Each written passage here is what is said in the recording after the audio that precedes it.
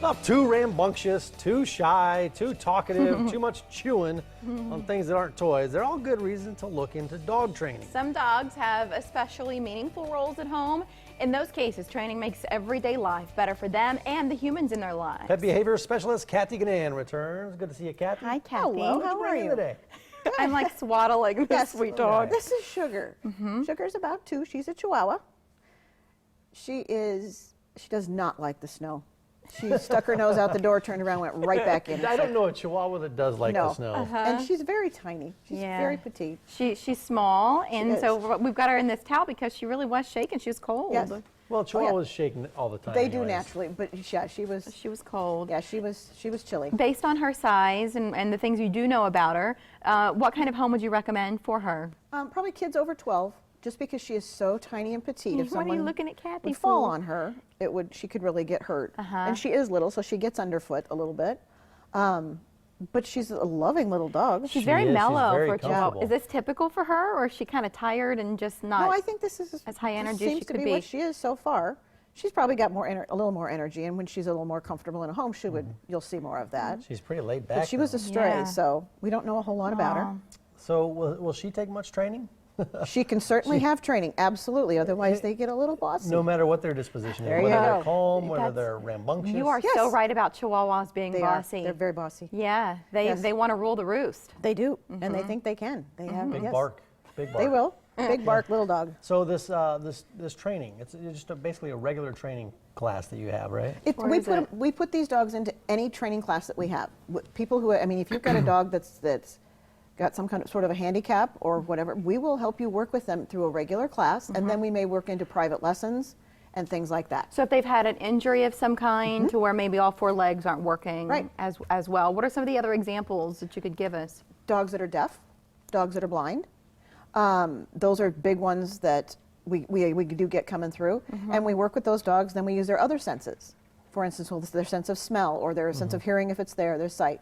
Different ways you can do that with bells and hand signals and different things depending on the dog's limitations, etc. You're training the dogs, but let's be honest here. You're really you're training the owners. 3/4 of it's for us. Yep. Do you ever train, I'm thinking you were saying that the dogs who might have some physical challenges, but what about when people have physical challenges to lean on their dogs? Can you ever train in that case? We can help them to do things. We don't do specialized things like the blind, but we can help them with things like picking things up for them. You know, they drop their keys, their pen, whatever. Different things like that. Go and get them something. Just different ways to teach them how to walk with their dog. You know, if they're in a wheelchair, you know, you want to be careful that the wheels aren't running over, obviously, the dog's feet. But how do we do that? We give them different ways, and we don't want the dog getting so far out, especially if they have a bigger dog that could then take them and take the chair over and whatever if they go chasing a rabbit or something. You know what I'd like my dog Miley to do, Cathy? Especially with this cold, I would like my dog, I'd like to be able to open the door and have her run down by the street, grab my newspaper, and bring it back. Well, if you bring her to a class, we'll get that all started. Can I get a guarantee that I can get that task done? I will guarantee that for you. Then I'll bring her in. Seriously? You'll guarantee that? Yep. I will guarantee that you can get that done after a 6-week. Well, we're putting in a 6-week class. 6-week class, good. Favor requests. There you go. Can you teach action to fold laundry? No. No. Take it out of the dryer. If it's a low dryer, yes. Seriously? Yes. So when you're talking about these highly specialized skills, is it always one-on-one, or are there some times where you can start in a class and then transition to one-on-one, or what do you recommend? You can start in a class because that's going to give you your basics, which is where everything starts. You're ready to communicate, etc. Then we'll go from there, and then we'll probably put it into private training. Yeah. Because it's more specified. Guess what, people?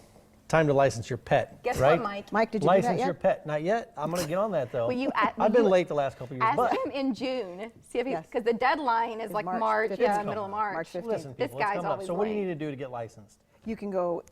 Everybody should have gotten it in the mail, and you can either go online, or you can come into the shelter, or you can mail it in.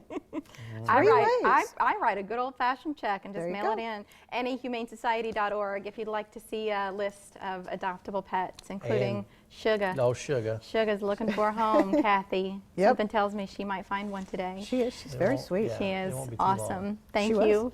And she's good in the car. Look at this. I mean, she's I know a just family so that would chill. love that dog. Thanks, Thanks for Cathy. stopping in.